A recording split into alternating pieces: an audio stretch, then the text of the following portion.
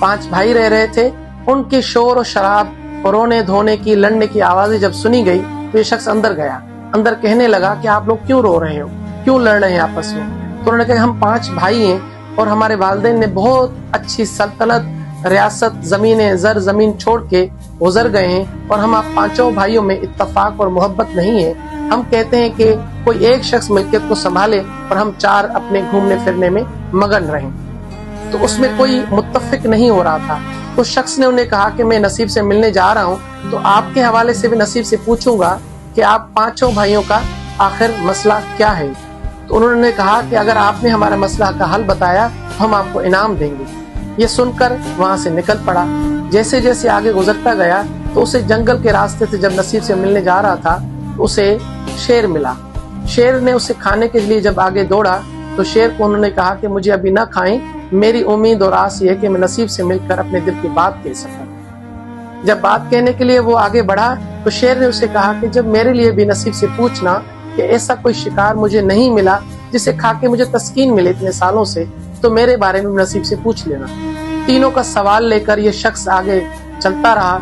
जैसे चलता गया तो रेगिस्तान में इसको एक बड़ी सी रोशनी नजर आई। सलाम कह के पूछा कौन? बोला मैं नसीब। बोला मैं आप ही से मिलने निकला हूँ और मैं आपसे ये सवाल करना चाहता हूँ कि इतने सालों से मेरे पास आप क्यों नहीं आए। तो नसीब ने उसे जवाब दिया कि मैं हर शख्स के पास 3 मरतबा जाता हूँ। मैं 1 मरतबा आपके पास आ चुका हूँ जिंदगी में, बाकी 2 मरतबा आपके पास आना लाजमी है, तो आप जाएं, मैं आपके पीछे आ रहा हूँ। तो ये शख्स सुनकर उसे कहने लगा कि आप अब आइएगा, अब मैं आपको इस तरह पकड़ के रखूंगा कि जाने नहीं दूंगा। ये सुनकर सवालों के जवाब लेकर नसीब चल पड़ा। शख्स चल पड़ा, जैसे गया तो उसे बादशाह मिला। बादशाह से इसने कहा बादशाह सलामत, आप सबके सामने मैं आपको नसीब का जवाब सुनाऊं या आखिर में बताऊं। तो बादशाह ने कहा कि मुझे अकेले में बताएं क्या है। तो बादशाह सलामत को कहने लगा बादशाह सलामत, आप मर्द नहीं औरत हैं, आपने मर्द का लिबास ओढ़ के रखा है और अपने आबो अजदाद की सल्तनत को चला रहे हैं। उस शख्स बड़ा परेशान हो गया कि ये तो सिर्फ मुझे और मेरी आयाओं को पता है और इसे कैसे पता चला। तो उस बादशाह ने कहा कि ठीक है, मैं आप मुझसे शादी कर लें और बादशाह की रियासत आप संभालें और मैं आपकी अच्छी सी दुल्हन बनकर रहूंगी, रानी बनकर। उस शख्स बेवकूफ ने कहा कि भाई मैं आपसे शादी करके यहाँ सल्तनत संभालूं और पीछे से मेरा नसीब निकल जाएगा। तो उस औरत ने, बादशाह ने उसे बहुत राज़ो न्याज की बातें कही कि आप मुझसे शादी कर लें, सल्तनत के मालिक रहें, मगर वो शख्स इतना बेवकूफ था कि उसने उससे शादी नहीं की और नसीब के लिए फिर वहां से चल पड़ा।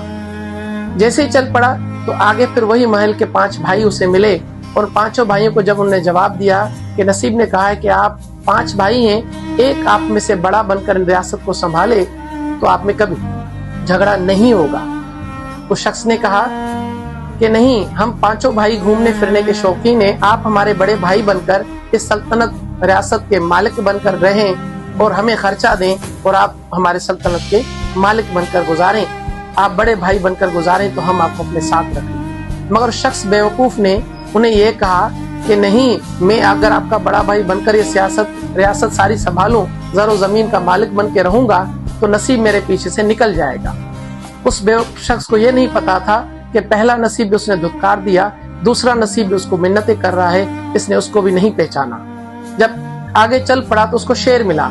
शेर से जब उसने बताया कि भाई नसीब ने आपके बारे में मुझे कहा है कि आपको ऐसा बेवकूफ शिकार मिलेगा जो आपके पास लौट कर आएगा, तो शेर ने कहा इस तुमसे ज्यादा बेवकूफ और कौन होगा कि जो मेरे पास दोबारा लौट कर आया है। तो शेर ने मुंह खोलकर उस शख्स को खा लिया। इस कहानी से हमें ये नसीहत मिलती है कि नसीब को पहचाने, मेहनत करें और जब नसीब आपके दरवाजे पे आए तो उसको न धुतकारें। शुक्रिया।